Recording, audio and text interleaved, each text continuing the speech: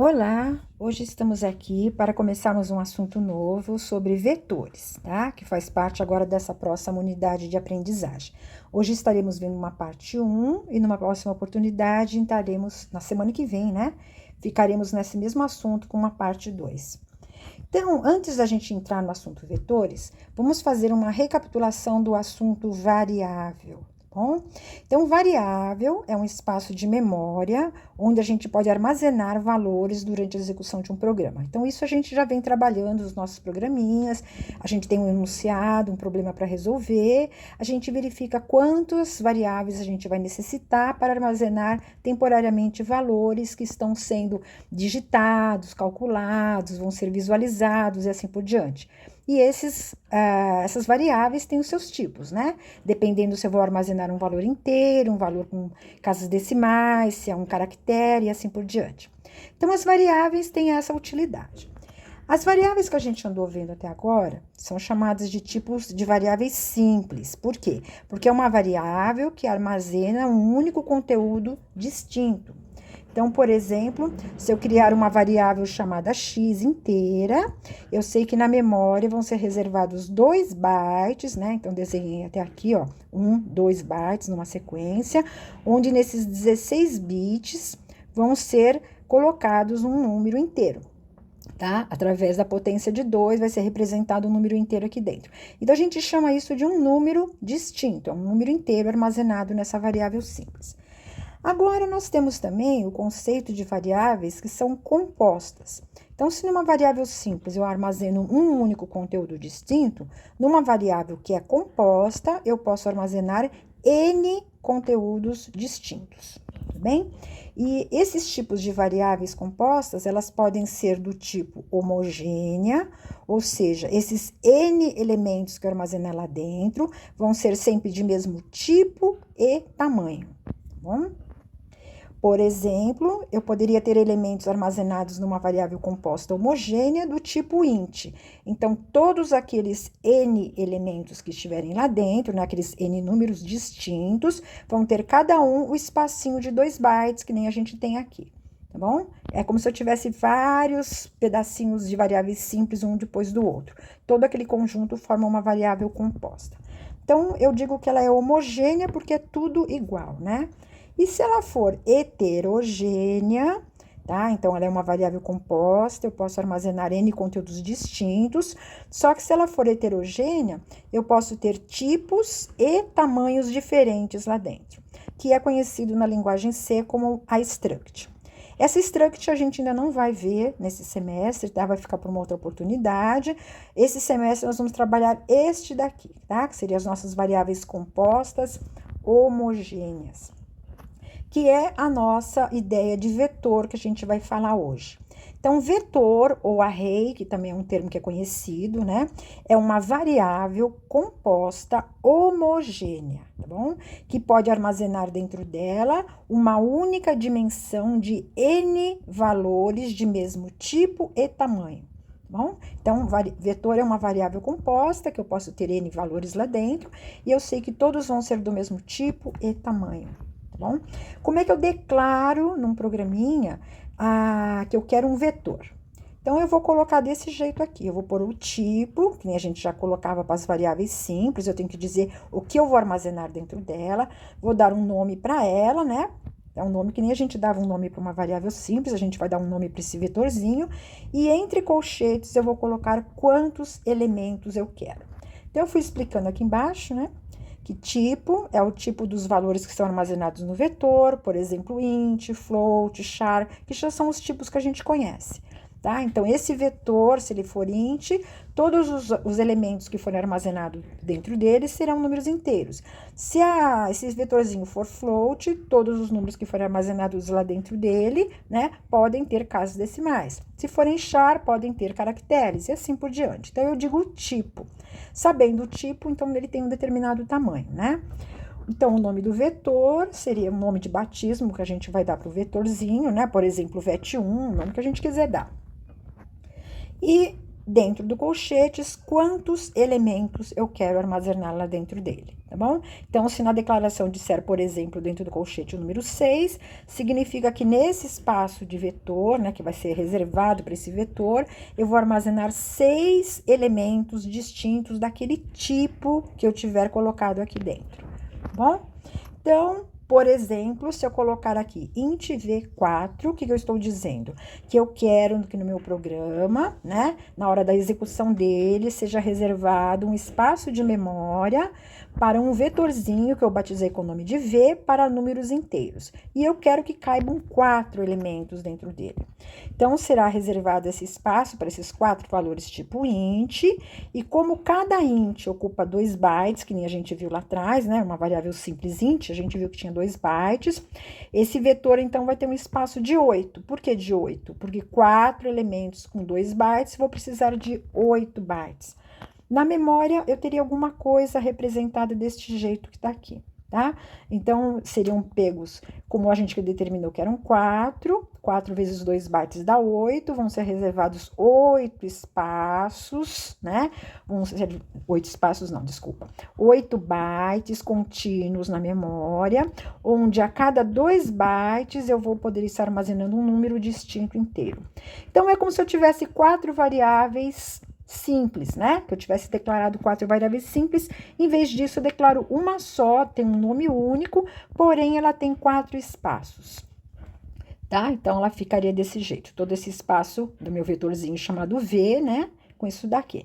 Vocês veem aqui embaixo, eles estão numerados. O que é essa numeração? Essa numeração me diz quantas posições eu tenho, né? E que posição eu estou falando. Então, esses primeiros 2 bytes aqui é a minha posição 0 do vetor. Os próximos 2 bytes é a posição 1, os próximos 2 bytes é a posição 2, e os próximos 2 bytes é a posição 3.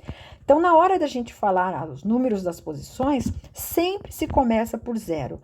Então, se eu tenho 4, vai de 0 a 3, tá bom?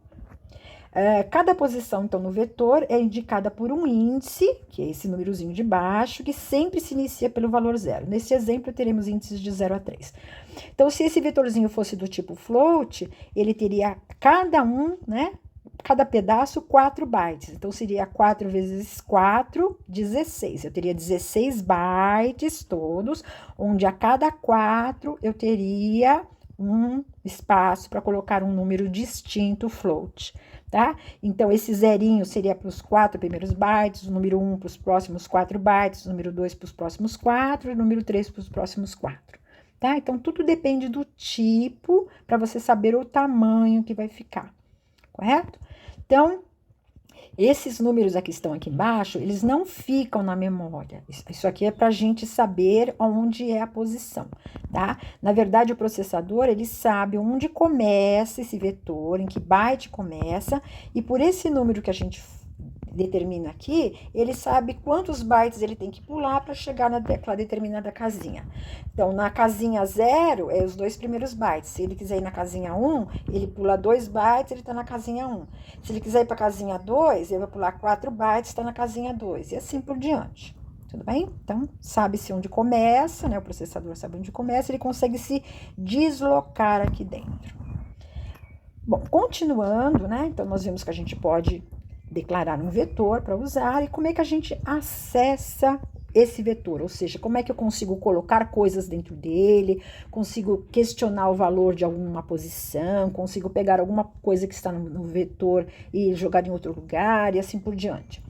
Então, como podem ser acessados N elementos dentro de um vetor, faz-se necessário sempre a identificação de qual posição, ou seja, de qual índice eu estou me referenciando, que eu estou me falando no momento. Então, por exemplo, aqui, eu tenho um vetorzinho chamado V, de 4 posições, que cabe em números inteiros, então ele vai ter um tamanho de 8 bytes, tá bom? E se ele é de 4 posições, eu vou poder referenciar as posições 0, 1, 2 e 3. E também declarei aqui uma variável simples, né? Que eu sei que ela é simples porque ela não tem os colchetes. Ela se chama A e eu já estou armazenando dentro dela o número 8, tá? Então, o que eu fiz aqui foi a declaração do vetor V e da variável simples A, já recebendo o conteúdo 8. Se numa sequência eu fizer assim, Eu quero colocar o número 6, né? Ó, armazenar o número 6 na posição, ou seja, no índice 0 do vetor. É isso que ele vai entender. Então, ele vai naquela primeira pedacinho, né, naquela posição 1, que seriam os 2 primeiros bytes, e nesses 2 primeiros bytes ele vai configurar os bits para representar o número 6, tá? Depois eu vou, por exemplo, na posição 1, ou seja, eu pulo os 2 primeiros bytes da posição 0, estou na posição 1, que é os próximos 2 bytes. Pelo que eu coloquei aqui de comando, eu quero colocar o conteúdo da variável A dentro dessa posição 1. Tá? Então, armazeno o conteúdo da variável A na posição 1. O que tinha na variável A? Tinha um número 8. Então, esse 8 vai parar dentro da posição 1. Aqui um outro exemplo. Na posição 2 desse mesmo vetor, eu vou armazenar, né? Tá o sinalzinho de igual, o que tiver do lado de cá. Do lado de cá é uma expressão aritmética. Ou seja, eu vou armazenar aqui o resultado dessa soma. O que é essa soma? É o que está na posição 0 do vetor mais o número 3, tá? Então, o que está na posição 0 do vetor? A gente acabou de jogar aqui em cima, ó, jogamos o número 6. Então, eu vou pegar esse 6 com mais 3 dá 9. Este 9 eu vou jogar na posição 2, tá? Se eu tivesse esse outro exemplo aqui, ó, na posição 3 desse vetor V, eu vou armazenar o quê? O resultado dessa soma também, que é o que está na posição 1 do vetor, mais o que está na posição 2 desse mesmo vetor. Então, o que tem na posição 1 do vetor? Nós jogamos aqui o número 8, né? Que era o conteúdo da variável A, que era o 8. Na 2, a gente viu que a gente acabou de fazer um cálculo aqui e deu um 9. Então, aqui eu tenho um 8 mais um 9, dá 17, eu vou jogar o 17 nessa posição 3. Então, eu teria na memória alguma coisa assim, após o resultado, tá? Então, ó, vejam aqui que a gente tem o espaço do vetor V, né, as posições 0, 1, 2, 3. Temos aqui a variável A, que está em outra parte da memória, com seus 2 bytes, tá? E aqui, ó, quando eu joguei o 6 na posição 0, ó, o 6 veio para a posição 0. Aqui, ó, o conteúdo de A veio para a posição 1. O que tinha na A? Tinha o número 8, então vou jogar do 8 aqui. Aqui foi aquela sominha, né, o que estava na posição 0, que era o 6 mais 3, 9, jogou na posição 2, né? Aqui, o que está na posição 1, que é o 8, mais o que está na posição 2, que é o 9. 8 e 9, 17, jogando na posição 3. Então, um vetor, se eu passasse por esse conjunto de comandos, eu teria o meu vetorzinho desse jeito, tá? Então, esses conteúdos, 6, 8, 9, 17, é o que realmente vão estar na memória. Os números de baixo, não. É apenas uma referência que eu tenho que sempre me informar para dizer para o processador aonde ele tem que fazer alguma coisa. Tá? Então, veja que a gente usou o vetor aqui para referenciar aonde eu ia armazenar alguma coisa, usei o vetor aqui para dizer que eu queria pegar o conteúdo dele para somar e assim por diante, tá? Então, são maneiras que eu posso trabalhar. Então, para trabalhar um vetor, eu sempre vou ter que dizer qual a casinha, né, qual a posição eu estou me referenciando. A gente pode dizer que um vetor é como se fosse uma rua, né? Então, todo mundo mora na rua V, mas cada um mora numa casinha, né? O 6 mora na casinha 0 do vetor V, o 8 mora na casinha 1 do vetor V, o 9 mora na casinha 2 do vetor V e assim por diante, tá? Então, se a gente mora numa rua que tem várias casas, o correio vem entregar uma correspondência, ele precisa saber qual é o número da minha casa para ele poder entregar. Senão ele não vai, né? Vai chegar na rua, tem tantas casas, em qual que ele tem que entregar uma correspondência. Aqui é a mesma coisa, tá? Então, a gente tem que dizer para o processador qual o número, né, da casinha, da posição, do índice, que ele tem que fazer alguma coisa, tá bom?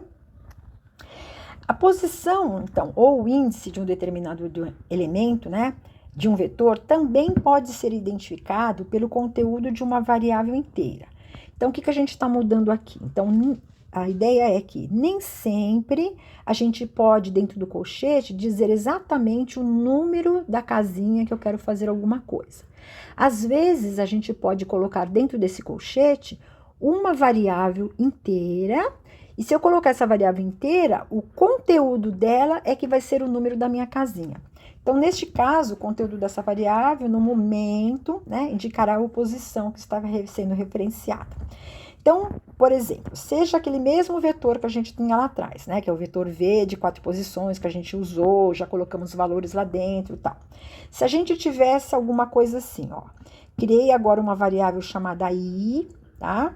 E dentro dela coloquei o número 3, uma variável inteira I que recebeu o número 3. Se eu fizesse um comandinho desse tipo agora, tá? Então, vejam que eu quero armazenar dentro do vetor o número 21. Mas em qual casinha? Dentro do colchete, eu não disse o número da casinha. Eu coloquei o nome de uma variável, que é a minha variável i. Então, quando o processador encontra alguma coisa desse tipo, ele vai na memória, pega o conteúdo dessa variável, que no caso é o 3, e joga aqui dentro, tá? Porque ele precisa saber o número da casinha. Então, se a gente não fala claramente qual é o número da casinha, usa uma variável, ele primeiro precisa substituir esse colchete aqui com o número certinho. Então, ele pega o número da variável e coloca lá dentro. Então, se tem o número 3, ele vai colocar um 3 aqui e jogar o 21 na casinha 3, tá? Que é o que está escrito aqui do lado. Armazena o número 21 na posição 3, que é o conteúdo da variável i, tá bom? Continuando, se fossem feitos mais alguns comandos, então, por exemplo, eu vou fazer um i++, tá? O que é um i++? A gente já aprendeu. É o incremento, né, da variável, de uma unidade da variável i, no caso. Então, i estava com qual conteúdo? Com 3. Se ele estava com 3, quando eu fizer i++, ele vai para 4, né? Porque ele sofreu um incremento de 1. E se eu fizesse isso aqui agora, ó? Eu quero jogar na posição i do vetor v o número 12. Então, o processador vai de novo, né? Como eu dei o nome de uma variável, ele tem que pegar o conteúdo dela. Quanto vale o i agora? Agora vale 4, porque eu acabei de fazer esse i++. Se ele vale 4, eu estou dizendo para ele pegar o número 12 e jogar na casinha 4 do vetor v. Mas, o que ele vai fazer? Realmente, ele vai armazenar esse 12, né, numa posição 4. Só que a posição 4 é fora do meu vetor, porque nós vimos que o nosso vetorzinho ia de 0 a 3, tá? Por que ele era de 0 a 3? Porque ele foi declarado para ter 4 elementos. Se tem 4 elementos, começa de 0 e termina de 3. Portanto, se ele tentar colocar alguma coisa numa posição 4, ele até consegue, ele vai nos próximos 2 bytes depois do vetor e consegue jogar alguma coisa lá. Só que esse valor para a gente está fora do vetor, tá bom? Então, é que se a gente tivesse o nosso vetorzinho desse jeito. Então, vejam que no slide anterior, né, nós tínhamos esses valores lá já armazenados, né, o 6, o 8, o 9 e o 17. Quando eu fiz esse comandinho aqui em cima, ó, eu tinha a minha variável i com o número 3, né? Na hora que eu joguei o 21 lá, ele foi para... Aqui, ó, ele jogou o 21 em cima do 17, tá bom? Aqui, depois eu fiz um i++, né? Que precisaria ser modificado, ele foi para 4. E depois eu peguei o número 12 e joguei nessa posição 4. Então, vejam que ele foi realmente para uns 2 próximos bytes jogar o 12. Só que isso aqui já é fora do nosso vetor. O vetor praticamente acabava aqui, ó. Tá? Então, na linguagem C, a gente tem que tomar muito cuidado de não deixar estourar esse número, principalmente se eu estiver usando usando uma variável aqui, tá? Não deixar que ela ultrapasse o tamanho do meu vetor, porque senão a gente acontece isso e ele pode estar estragando outros valores que pudessem estar na memória daqui para frente. Por exemplo, na linguagem Java, a gente já não tem esse problema. Se eu tentasse acessar uma posição 4, eu ganharia um erro, né? E meu programa poderia até ser interrompido por causa disso. Na linguagem C, eu não tenho como prever isso daí, tá? Porque, como eu falei para vocês, o processador só sabe onde começa isso aqui, ele não sabe onde termina. Então, se você fala que a casinha 4, ele vai pulando 2 bytes, ele vai jogar alguma coisa em algum lugar, tá? Então, é mais pra gente se precaver quanto a isso. Vamos ver um outro exemplinho de programa aqui agora, pelo que a gente já aprendeu, né? Vamos tentar armazenar o número 1 em todas as posições de um vetor para 100 números inteiros. Ou seja, eu quero reservar um espaço de um vetor, né? De 0 a 99, né? Porque se eu vou ter 100 números, cada posição vai ser, a primeira posição é a 0, depois é a 1, até a última ser 99, para poder caber 100 números inteiros. E eu quero que todos eles fiquem com o número 1.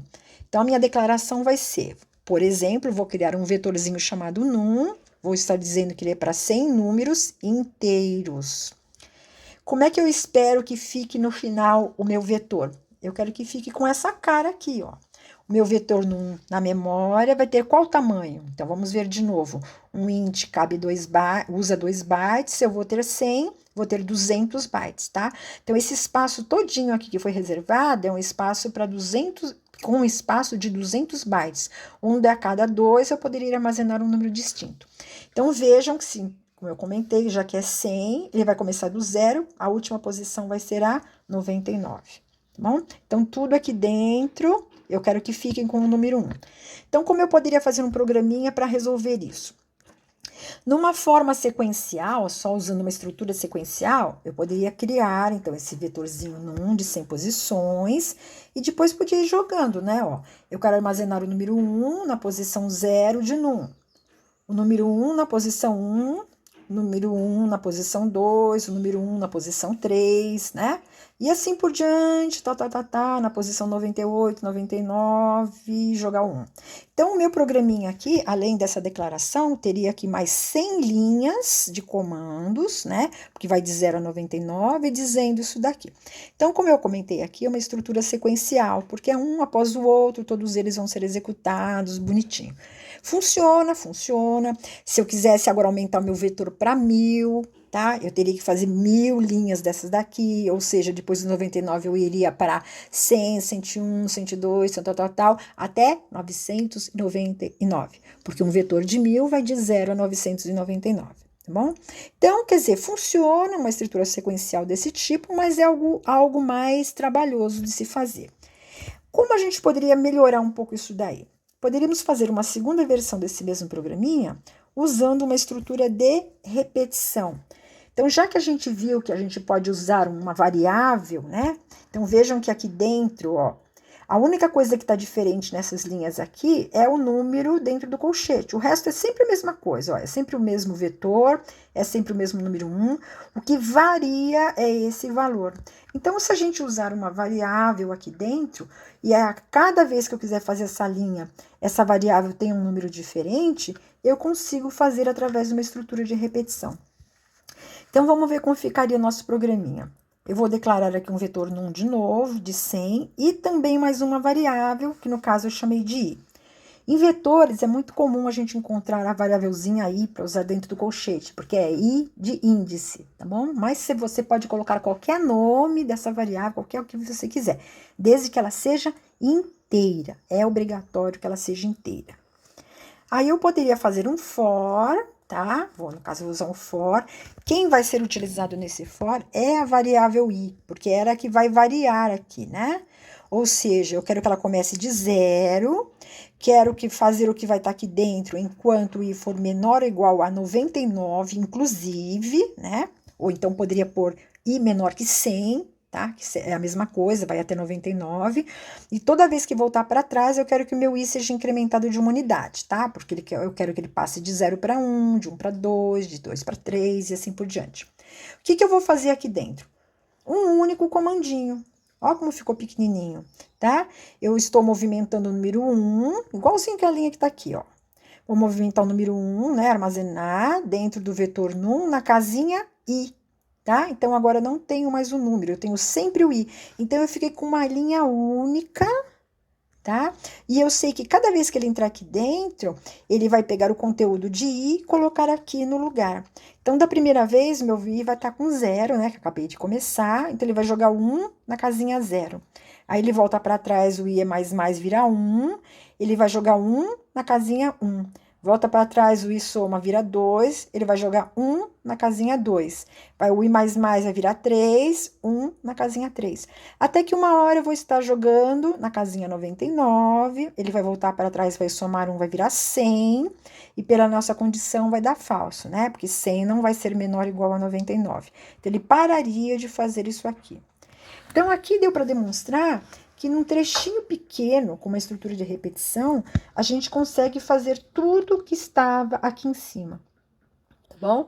Então, aquele mesmo exemplo que eu falei, se eu quisesse algum vetor de 1000 para fazer a mesma coisa, aqui em cima eu ia precisar aumentar mais 900 linhas, né? Aqui embaixo não, eu só precisaria mexer aqui, né? Faria com que ele fosse enquanto I fosse menor ou igual a 999, que seria o número da minha última posição.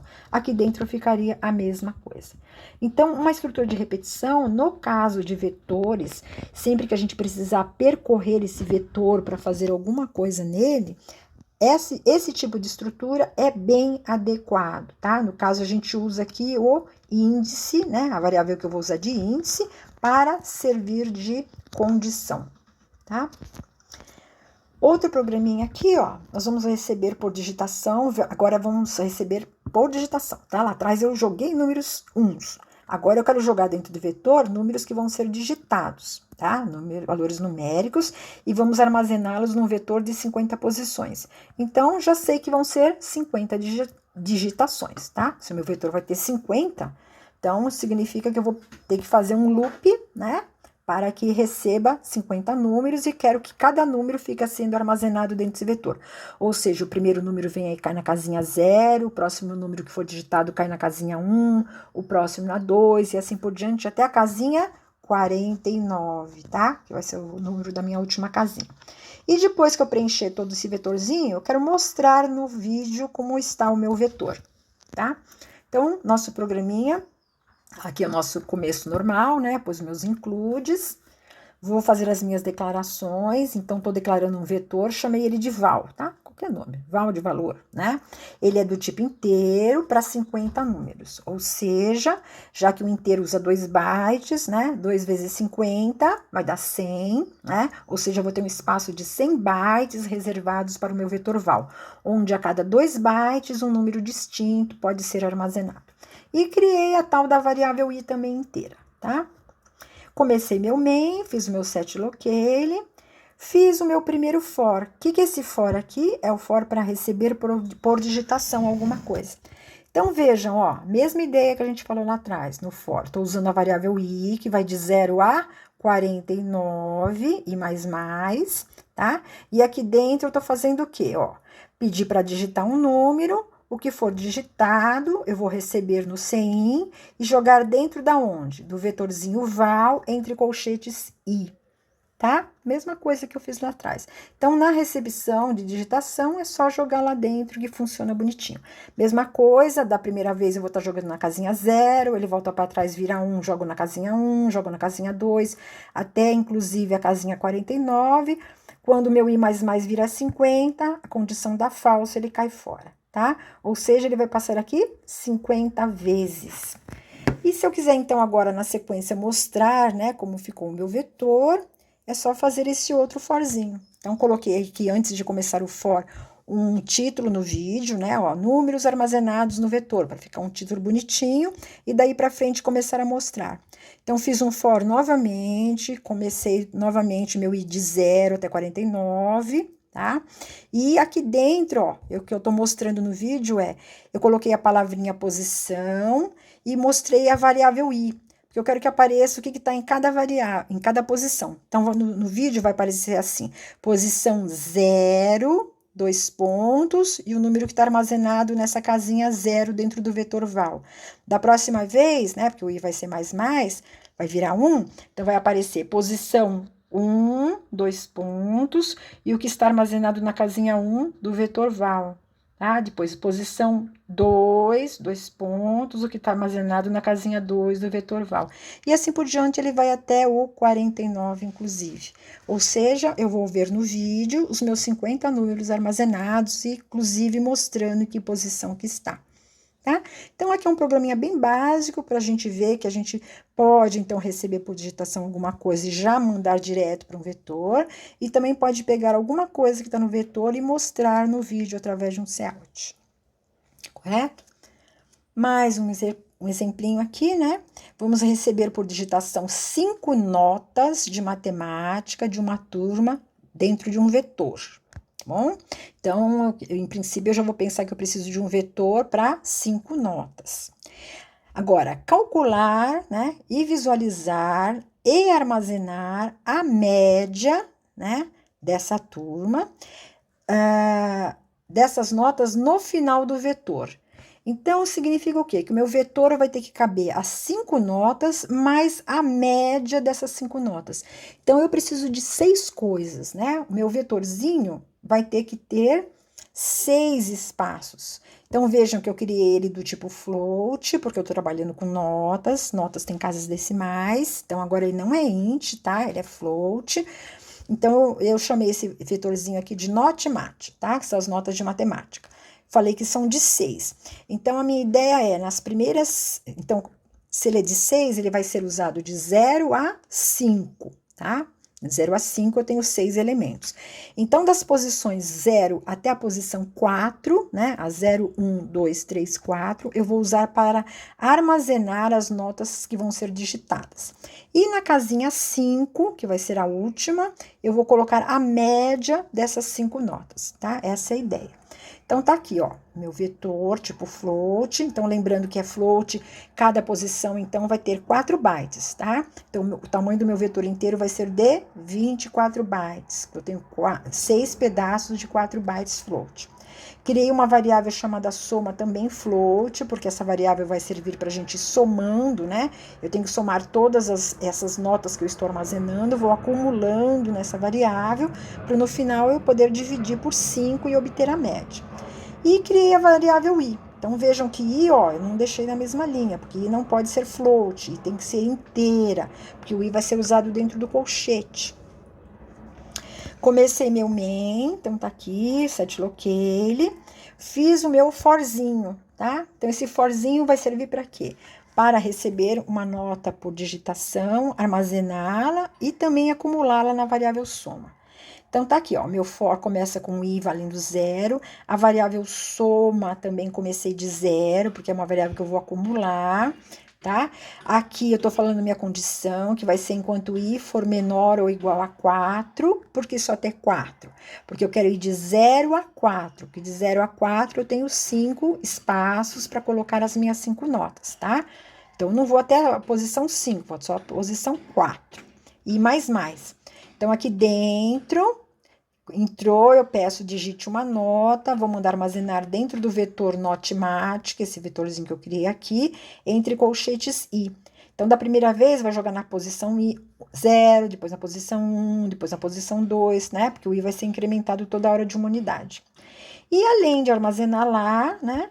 Eu tô pegando o que está nesse vetor, nessa posição i, somando com o que já está na variável soma, o resultado armazenando na própria variável soma, tá? A gente já trabalhou isso lá para trás com a ideia de acumulação. A variável soma é acumuladora porque ela participa da operação aritmética e o resultado vai para dentro dela mesma. Por isso que a gente começou ela com 0, porque da primeira vez vai ser ela 0 mais essa primeira nota da própria nota que eu guardo lá. Da próxima vez é ela mais a próxima nota e vai guardando lá dentro, tá? Então, ele vai rodar aqui 5 vezes, armazenando as notas e somando. Terminando, o que ele vai fazer? Quer dizer, terminando o for, né? Quando ele sair fora do for é porque ele já conseguiu colocar as 5 notas lá dentro. Então, essa soma, variável soma, já tem a soma das 5 notas. Então, se eu pegar o conteúdo dela e dividir por 5, tá? Eu vou ter a média, né? A média do meu das minhas notas. Então, eu vou estar jogando essa média na casinha i do vetor notmat. Qual é esse valor de i? Então, se a gente pensar bem aqui, ó, o meu i começou de 0, virou 1, 2, 3, 4. Quando eu somei uma unidade que ele virou 5, né? Aí virou 5 menor ou igual a 4, deu falso. Então, quando eu caí fora daqui, meu i estava valendo 5, por isso que eu caí fora. E é exatamente nessa posição 5 é que eu quero colocar a média.